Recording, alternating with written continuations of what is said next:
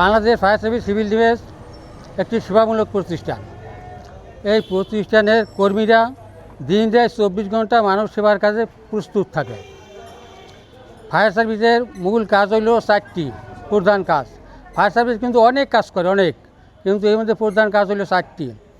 এই 4টি কাজ হলো, 1 নম্বর হইল অগ্নি নিবারণ করা, 2 নম্বর হইল চাপা পড়া আটকা পড়া লোকদেরকে উদ্ধার করা, 3 নম্বর কাজ হইল তাদেরকে প্রাথমিক চিকিৎসা দিয়ে হাসপাতালে প্রেরণ করা, 4 নম্বর কাজ হইল জনগণের মাঝে সচেতনের জন্য প্রশিক্ষণ দেওয়া।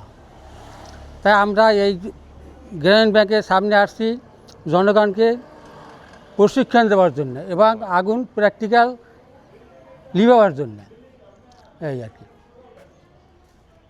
এখন আপনাদের প্রশিক্ষণ মানে যেটা নিয়ন্ত্রণ করলেন, জি, কাদেরকে এটা দিলেন?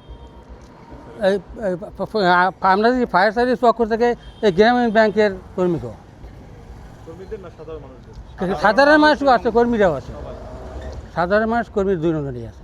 মানে সচেতনতা করার জন্য যে কীভাবে আগুন নির্বাপন করে।